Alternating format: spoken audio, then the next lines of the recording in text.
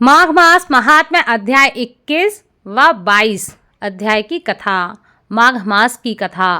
माघ मास महात्म्य के 21वें और 22वें अध्याय, दोनों अध्यायों की कथा एक साथ सुनेंगे। नमस्कार भाइयों बहनों, जय मां गायत्री। आप सभी का मेरे YouTube चैनल शुभकर्मा ही अष्टों में स्वागत है। आज के इस वीडियो में सुनते हैं माघ मास की कथा। लोमस ऋषि कहते हैं कि पूर्व काल में अवंती देश में वीरसेन नाम का एक राजा रहता था। उसने नर्मदा के किनारे राजसूय यज्ञ किया और अश्वमेध यज्ञ भी किए, जिनके खंबे सोने के बनवाए। ब्राह्मणों को अन्न का बहुत सा दान किया और बहुत सी गाय, सुंदर वस्त्र और सोने के आभूषण भी दान में दिए। वह देवताओं का भक्त और दान करने वाला था। भद्रक नाम का एक ब्राह्मण, जो अत्यंत ही मूर्ख, कुलहीन, कृषि कार्य करने वाला, दुराचारी तथा अधर्मी था। वह भाई बंधुओं का त्यागा हुआ इधर उधर घूमता हुआ देव यात्रियों के साथ प्रयाग में आया और माघ में उनके साथ 3 दिन तक स्नान किया। वह 3 दिन में ही निष्पाप हो गया। फिर वह अपने घर चला गया। वह ब्राह्मण और राजा दोनों एक ही दिन मृत्यु को प्राप्त हुए। मैंने इन दोनों को बराबर इंद्रलोक में देखा। तेज, रूप, बल, स्त्री, वस्त्र और आभूषणों में दोनों एक समान थे। ऐसा देखकर उसके महात्म्य को क्या कहा जाए। राजसूय यज्ञ कराने वाला स्वर्ग का सुख भोग कर फिर भी जन्म लेता है, परंतु संगम में स्नान करने वाला जन्म मरण से रहित हो जाता है। गंगा और यमुना के संगम की हवा के स्पर्श से ही बहुत से दुख और कष्ट समाप्त हो जाते हैं। अधिक क्या कहें। और किसी भी तीर्थ में किए गए पाप माघ मास में प्रयाग में स्नान करने से ही समाप्त हो जाते हैं। मैं पिशाच मोचन नाम का एक पुराना इतिहास तुमको सुनाता हूँ। इस इतिहास को यह कन्याएं और तुम्हारा पुत्र भी सुने, उससे इनको भी स्मृति प्राप्त होगी। पुराने समय में देवदूती नाम का बड़ा गंभीर और वेदों का पारंगत एक वैष्णव ब्राह्मण था। उसने पिशाच को निर्मुक्त किया था। वेद निधि कहने लगे कि वह कहाँ का रहने वाला, किसका पुत्र और किस पिशाच को उसने निर्मुक्त किया। आप विस्तार पूर्वक यह सब कथा मुझे बताएं। लोमस ऋषि ने कहा, किलपग से निकली हुई सुंदर सरस्वती के किनारे पर उसका स्थान था। जंगल के बीच में पुण्य जल वाली सरस्वती बहती थी। वन में अनेक प्रकार के पशु घूमते रहते थे। उस ब्राह्मण के श्राप के भय से पवन भी बहुत सुंदर चलती थी और वन चैत्र रथ के समान था। उस जगह धर्मात्मा देवदूती रहता था। उसके पिता का नाम सुमित्र था और वह लक्ष्मी के वरदान से उत्पन्न हुआ था। वह सदैव आत्मा को स्थिर रखता, गर्मी में अपने नेत्र सूर्य की तरह रखता, वर्षा में खुली जगह पर तपस्या करता, हेमंत ऋतु में सारस्वत सरोवर में बैठता और त्रिकाल संध्या करता। जितेंद्रिय और सत्यवादी भी था। अपने आप गिरे हुए फल और पत्तियों का भोजन करता था। उसका शरीर सूख कर हड्डियां मात्र रह गई थीं। इस प्रकार उसको तप करते हुए वहां पर 1000 वर्ष बीत गए थे। तप के प्रभाव से उसका शरीर अग्नि के समान प्रज्वलित था। भगवान विष्णु की प्रसन्नता से ही वह यह सब काम करता था। दधीचि ऋषि के वरदान से ही वह श्रेष्ठ वैष्णव बना। एक समय उस ब्राह्मण ने वैशाख महीने की एकादशी को भगवान हरि की पूजा कर उनकी सुंदर स्तुति तथा उनसे विनती की। उसकी विनती सुनकर भगवान उसी समय गरुड़ पर चढ़कर उसके पास आ पहुँचे। चतुर्भुज, विशाल नेत्र, मेघ जैसा स्वरूप भगवान को स्पष्ट देखकर प्रसन्नता के मारे उसकी आंखों में आंसू भर आए और कृतकृत्य होकर उसने भगवान को प्रणाम किया। उसने अपने शरीर को भी याद न रखा और भगवान के ध्यान में लीन हो गया। तब भगवान ने कहा कि हे देवदूती, मैं जानता हूँ कि तुम मेरे परम भक्त हो। मैं तुमसे बहुत प्रसन्न हूँ। तुम जो भी वर मांगो मैं वो तुम्हें दूंगा। इस प्रकार भगवान के वचन सुनकर प्रेम के मारे लड़खड़ाती हुई वाणी में वह कहने लगा, हे देवाधिदेव, अपनी माया से शरीर धारण करने वाले आपका दर्शन देवताओं को भी दुर्लभ है। अब आपका दर्शन भी हो गया है, मुझको और क्या चाहिए। मैं सदैव आपकी भक्ति में लगा रहूं। भगवान उसके ऐसे वचन सुनकर कहने लगे कि ऐसा ही होगा। तुम्हारे तप में कोई भी बाधा नहीं पड़ेगी। जो मनुष्य तुम्हारे कहे गए स्तोत्र को पढ़ेगा उसकी मुझ में अचल भक्ति होगी। उसके धर्म कार्य हमेशा बढ़ते रहेंगे और उसकी ज्ञान में परम निष्ठा होगी। इतना कहकर भगवान विष्णु वहां से अंतर ध्यान हो गए। तब देवनिधि कहने लगे कि हे महर्षि, जैसे गंगा जी में स्नान करने से मनुष्य पवित्र हो जाता है, वैसे ही भगवान की इस कथा को सुनकर मैं भी पवित्र हो गया हूँ। कृपा करके उस स्तोत्र के बारे में बताइए जिससे उस ब्राह्मण ने भगवान को प्रसन्न किया। लोमस ऋषि कहते हैं कि उस स्तोत्र को पहले गरुण जी ने पढ़ा और उनसे उस स्तोत्र को मैंने सुना। हे विप्र, यह स्तोत्र आध्यात्म विद्या का सार है, पापों का नाश करने वाला है। वासुदेव सर्वव्यापी, चक्रधारी, सज्जनों के प्रिय, जगत के स्वामी श्री कृष्ण को नमस्कार है। जब स्तुति करने वाला विचार करे कि सभी जगत विष्णुमय हैं, तो किसकी स्तुति की जाए। जिस भगवान के श्वास वेद हैं, फिर कौन सी स्तुति उनकी प्रसन्नता के लिए की जा सकती है। जिसको वेद नहीं जान सकते, ना वाणी ना मन कोई नहीं जान सकता, उसकी स्तुति में अज्ञानी क्या कर सकता है। सारा चर अचर संसार जिसकी माया से चक्र की तरह घूम रहा है, इसी से हे प्रभु आप चक्रधारी कहलाते हो। ब्रह्मा विष्णु आप ही हो।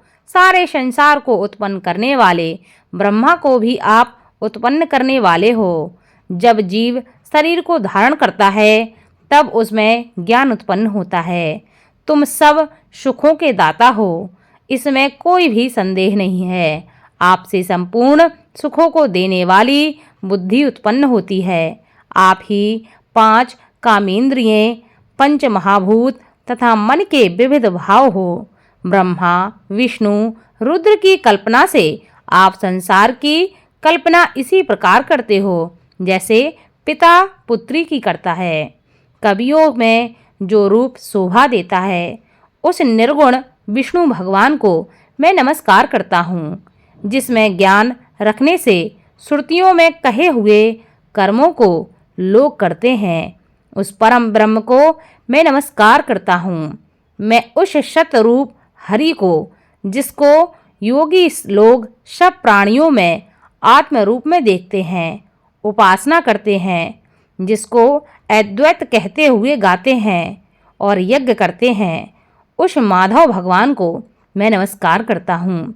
मनुष्यों को माया और मोह में पैदा हुए विचित्र आभास, अहंकार तथा ममता को जानकर खो देते हैं, उन भगवान को मैं नमस्कार करता हूँ। संसार में मनुष्यों के मोह रूपी वायु से सदा भभकने वाली ज्वाला आपके चरण कमलों की छाया पहुँचने से नहीं जलाती। जिसके स्मरण मात्र से मोह अज्ञान रोग दुख दूर हो जाते हैं, उस अनंत रूप को मैं नमस्कार करता हूँ। जिसमें मिल जाने पर और किसी दूसरे की इच्छा नहीं रहती, जिसको जानकर अद्वैतवादी आत्मा को देखते हैं। यदि विष्णु शब्द का अर्थ और उसके विषय का ज्ञान एक ही होता तो उस सत्य से हे माधव इस संसार की माया में फंसकर तेरे ही ध्यान में रत रहता।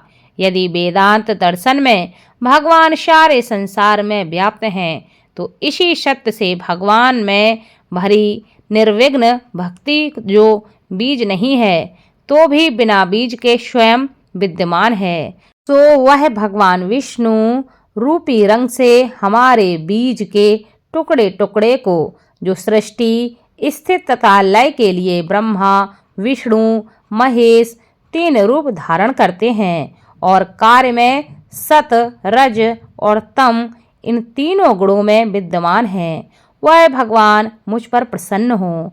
जो प्राणियों के हृदय रूपी मंदिर में निर्मल देव वास करते हैं, वह भगवान मुझ पर प्रसन्न हो। जो अविद्यापूर्ण संसार का त्याग करता है, जगन्यमय आप हो, आपका बनाया हुआ विश्व आनंद करता है। आपके त्याग करने पर अपवित्र हो जाता है, उसका साथ करने पर भी तुम बिना साथ के बने रहते हो। विकार रहित जिनके चावार्क पंचभूत योग से पैदा हुआ चैतन्य मानते हुआ उपासना करते हैं। जैन लोग आपको शरीर का परिणाम मानते हैं और सांख्यवादी तुम्ही को प्रकृति से परे पुरुष मानकर ध्यान करते हैं। जन्म इत्यादि से रहित चैतन्य रूप सदा आनंद स्वरूप उपनिषद जिनकी महिमा गाते हैं। आकाश आदि पंच महाभूत देह मन बुद्धि इंद्रियां सब कुछ तुम ही हो, तुमसे अलग और कुछ भी नहीं है। तुम ही सब प्राणियों को उत्पन्न करने वाले हो और मुझको शरण देने वाले हो। तुम अग्नि रवि इंद्र होम मंत्र क्रिया तथा फल सब तुम ही हो, कर्म के फल देने वाले। वैकुंठ में तुम्हारे सिवाय कोई नहीं है, मैं तुम्हारी शरण में हूँ। सब प्राणियों के हेतु तथा उनको शरण देने वाले तुम ही हो। जैसे युवा पुरुष की युवती में और युवती की युवा में प्रीति होती है, वैसे ही मेरी प्रीति तुम में है। जो पापी भी आपको प्रणाम करता है, उसको यमदूत ऐसे नहीं देखते जैसे उल्लू सूर्य को। प्रत्येक पाप मनुष्य को उस समय तक ही सुख देते हैं जब तक वह आपके चरण कमलों का सहारा नहीं लेता। इसको गुण जाति तथा धर्म को स्पर्श नहीं कर सकते तथा गतियां भी स्पर्श नहीं करती। जो इंद्रियों के वशीभूत नहीं है, जिनका बड़े बड़े मुनि लोग साक्षात नहीं कर सकते, उन भगवान को मैं नमस्कार करती हूँ। जितने ज्ञान रूपी सुंदर गुण हैं, जिन्होंने सुख स्वरूप मोक्ष रूपी लक्ष्मी का आलिंगन किया है, जिन्होंने आत्म स्वरूप सुख भोगे हैं और जिन्होंने ध्यान रूप से मृत्यु को बस में कर लिया है, ऐसे मुनियों से सेवित भगवान को मैं नमस्कार करती हूँ। जो जन्मादि से अलग हैं, इनको काम क्रोध आदि दोष दुख नहीं देते, उन वासुदेव भगवान को मैं नमस्कार करती हूँ। जिनके ज्ञान की गति से अविद्या रूपी मल शुद्ध हो जाता है, जिनके ज्ञान रूपी शस्त्र से संसार रूपी शत्रु का नाश हो जाता है, उन दुखों के नाश करने वाले को मैं नमस्कार करती हूँ। जिस प्रकार सब स्थावर जंगम संसार को उत्पन्न करते हैं, इसी सत्य से भगवान मुझको दर्शन दें।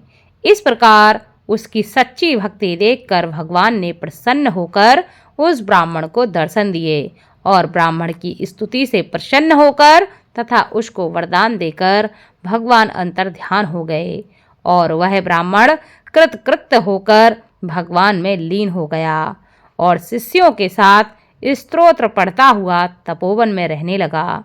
जो कोई स्तोत्र को पढ़ता है अथवा सुनता है, उसकी बुद्धि पाप में नहीं लगती और ना ही बुरा फल देखता है।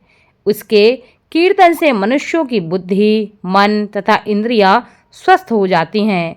जो भक्ति पूर्वक इसके अर्थ का विचार करके इसका जप करता है, वह वैष्णव पद को प्राप्त करता है। इसके सदैव पढ़ने से मनवांछित कार्य सिद्ध हो जाते हैं, मनुष्य सुपात्र बन जाता है तथा धन पराक्रम और चिरायु को प्राप्त होता है। इसके पाठ से बुद्धि धन यश कीर्ति ज्ञान तथा धर्म बढ़ते हैं। दुष्ट ग्रहों की शांति होती है। यह व्याधियों व अनिष्टों को दूर करता है, दुर्गति से ताड़ता है।